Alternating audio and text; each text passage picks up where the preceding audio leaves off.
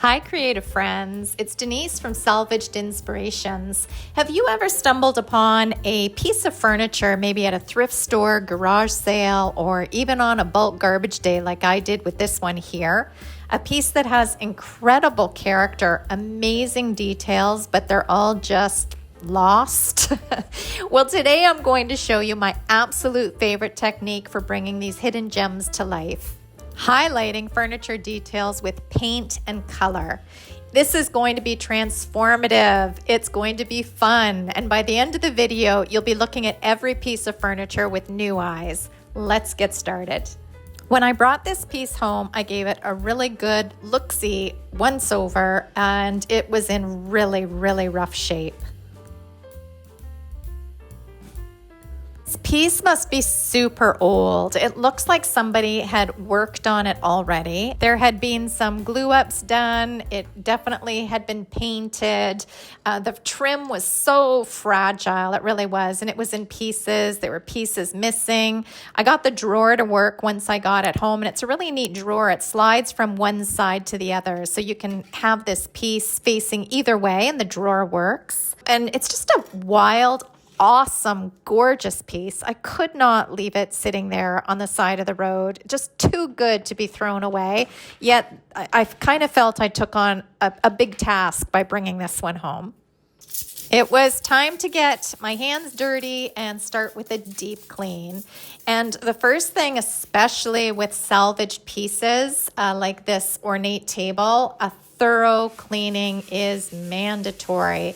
You want to get rid of all that built up grime, dust, any stubborn residues or oils that are on there ingrained into the wood. And I use White Lightning, a really good degreaser, furniture cleaning, and a sturdy scrub brush. I was scrubbing to make sure to get into all the nooks and crannies and engraved details, but yet trying to be gentle because this piece, although it's wood, like I said, it's so old, it feels its age, if that makes sense. So to make sure that I was getting everything clean yet being gentle, I'll be honest, once I started cleaning this inside the house, this was too big of a task to do down in my paint room. It was filthy. So I dried off what I had started. I didn't get this on camera, but I ended up bringing it outside and hosing it down and scrubbing it down out there. And then I left it outside for a couple of days, or almost a couple of days, almost 48 hours to dry 100%. And luckily the weather here has been fantastic. It's very hot, very sunny, so it dried 100%. I then brought it back down to my paint room, aka my studio, gave it another cleaning, and then I felt comfortable enough to move on with this makeover. Once I had it all clean and dry, it was time to assess the little pieces of trim that were left out in the garbage with this piece. By no means were they complete. There was some MIA, missing in action pieces. So I had to kind of figure out where I was going to focus on gluing them back together and what would look the best. As you'll see, if your piece has missing or broken trim, don't worry about it too much. This is where we can bring things back to life, just using our imagination and using what we have to work with. For smaller glue ups or glue ups that are more detailed, I like using these glue applicator syringes. They are very inexpensive. They're single-use items, so there's no cleanup required afterwards, and they are great for small, intricate details, as you can just use the syringe to get right in there and apply the proper amount of glue. You can fill them up two ways. You can pour, what I did here was poured some tight bond wood glue onto a paper plate, and you can actually suck the glue up using the syringe and I'm going to call it the needle portion, and the glue will get sucked into the tube. Or you can open the syringe up and just pour the wood glue in there and work it that way as well. I find the latter a little bit easier. Sometimes a little messier, but it's a lot quicker. Before I started gluing any trim onto this piece, I went in and just made sure that any old glue was scraped off and removed. Honestly, there wasn't much here at all. I guess just because the piece is so old and everything disintegrated.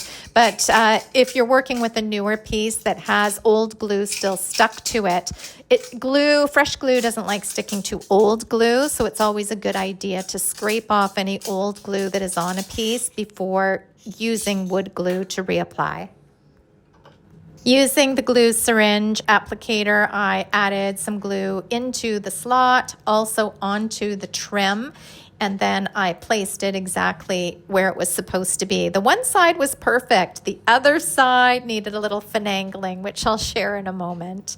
I also added the glue right along the top and then spread that out. So this was connecting and glued on all three sides. And here's a little DIY hack for you. If you don't have any clamps on hand, if you have some tape, just wrap that tape tightly around your piece and it will act as a clamp. As I'm doing here, I just wrapped a few pieces of painter tape around there to hold on to this trim and get it to dry properly in place before I went and I grabbed my clamps. Ideally, I would have went into the other room and grabbed the clamps first, but that's okay. This is a good example of how you improvise while you're working away. So as I mentioned, the right side of this trim there was a lot of it missing. So I took a piece of the broken trim that I had and I marked out where I needed to cut it. So I would glue that in place. It was my makeshift way of piecing this trim back together. I then used my oscillating tool to cut it exactly where I had marked it off with the pencil. I tested and made sure that it fit before I added some glue, and once in place, it was clamped and left to dry.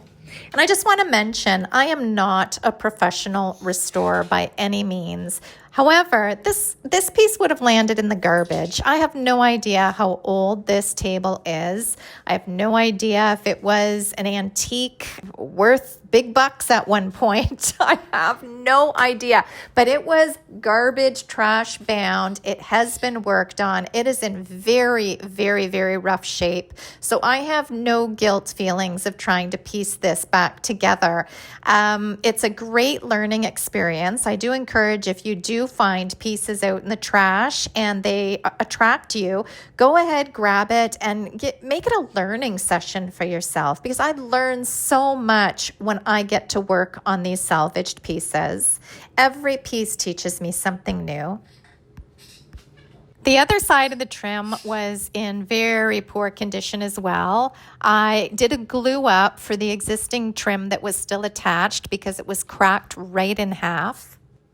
For these types of glue ups, I add a little extra glue, more than is needed, because if any spills out or spills over, it's easy enough just to take a little bit of water, a damp paper towel, and wipe off the excess glue that has squeezed out. I kept working on piecing this trim together as best I could and just continued gluing these little pieces together to create what was somewhat a whole piece. It's not a whole piece at the end. This table, like I said, is perfectly imperfect. It is so not perfect, yet just wait until you see the end result. I think it's awesome. For the bottom, there was one piece of trim on one of the short side, and then the other three sides had nothing. There was the long piece of trim. At one point, I believe this table had trim along all four sides of this bottom shelf. But the piece of trim that I had for the long side was all broken up, so I ended up just matching the short side with it. So I measured, I ended up cutting that piece and putting it onto the short side to match the opposite side as well. I used the syringe again to do the glue up and put the glue on three sides. I added it and put it in place and then clamped it. If this piece wasn't so delicate, here I would usually use pin nails to hold it in place as well. However, this trim was so delicate and fragile. I knew that if I was to get my nail gun, there's no way that this trim would even be able to handle that. So the glue up was all that I did. Again, I remove the excess spillage or spill out of the glue with a damp paper towel. I just spray it and the glue comes off easy peasy. Swoo! So that was a lot of glue up and a lot of repair, and I let everything sit overnight so it all dried nicely. The next morning, I came back down and I removed the green tape and the clamps. Now it was time to give this piece a light sanding. I brought it into my sanding room and using a 220 sanding pad, I gave everything a light scuff sand by hand. And the reason why I didn't want to use a sander on this is it's just too delicate and there's too many details. So hand sanding is perfectly fine. It's not about removing the material. It's just about creating a little tooth for the paint to stick to. When it came to the delicate trim, I was very careful. I really sanded with a light hand. I used my dollar store brush to remove the excess dust, and then I brought out a tack cloth to make sure all the dust was removed 100%. Now for the fun part. When I saw this table curbside, I right away thought of red. And then I posted a reel to Facebook asking, should I pick it up? Should I not pick it up? Because this one needed some work.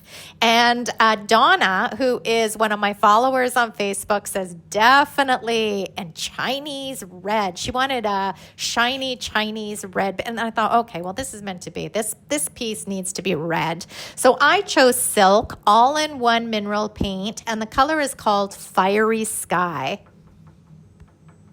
I'll be 100% honest with you. Every time I use red, I get a little nervous. And I've done my fair share of red painted furniture, but I don't know, red is just such a bold, in-your-face color that every time I put my paintbrush in there and start painting, I always question myself a little bit. But you know what? I just have to go with what my gut is telling me. And in this case, it was definitely red.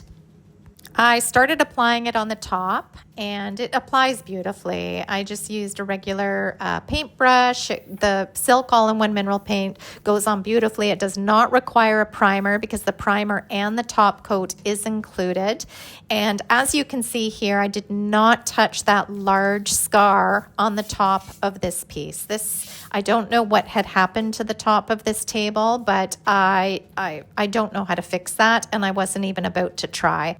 Personally, I think there's some beauty in imperfections, so I was just going to go with it. It looks like this table has some stories to tell.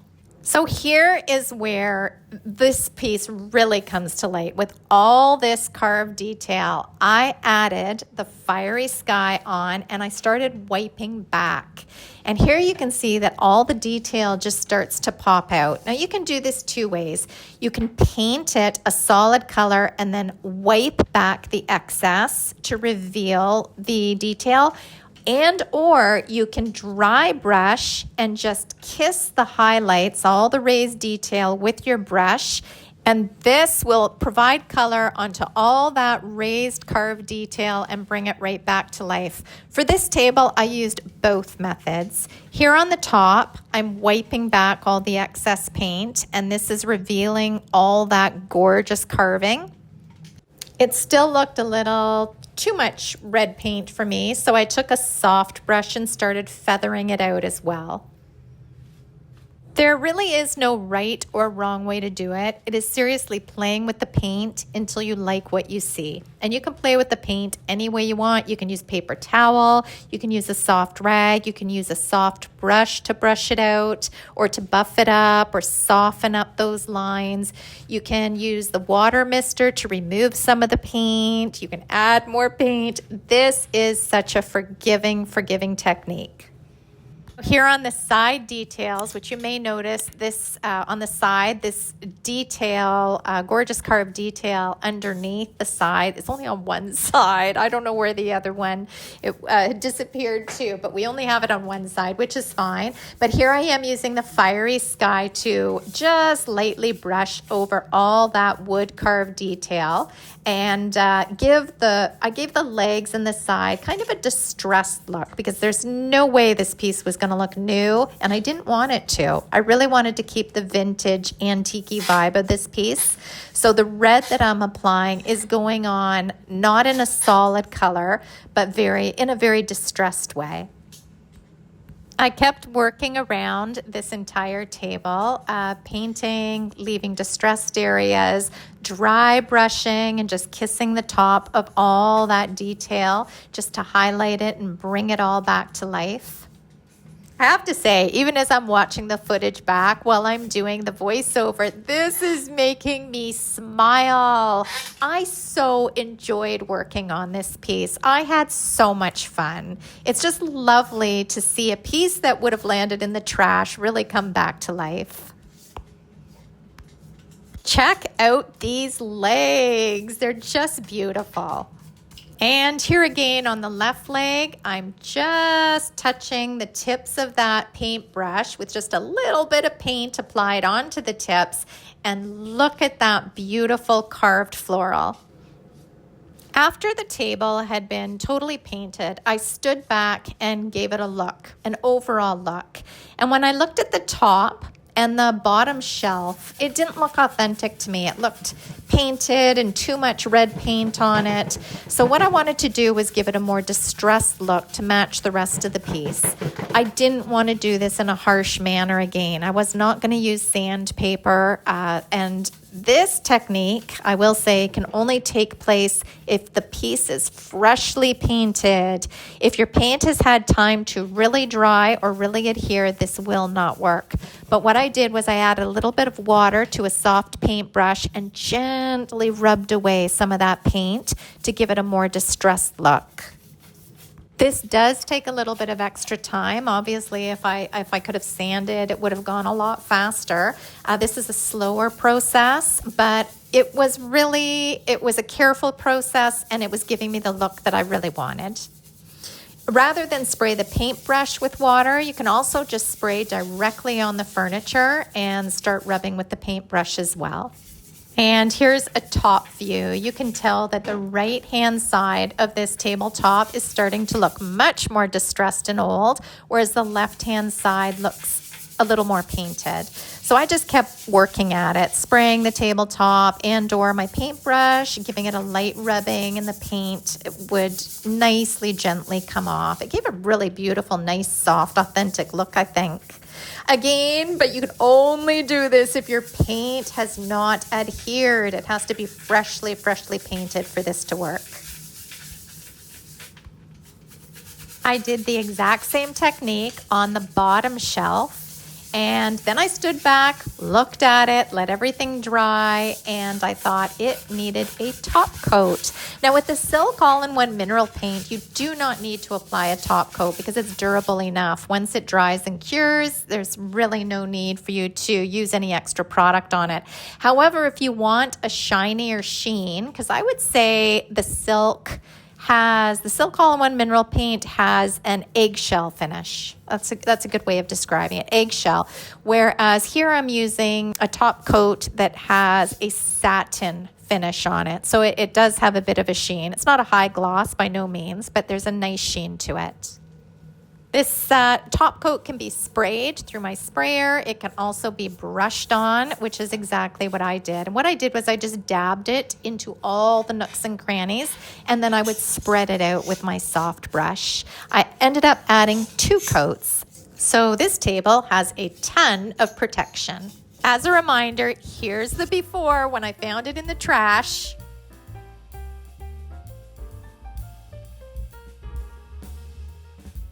And here's the after, and I have to say, I love it. This is such a unique piece.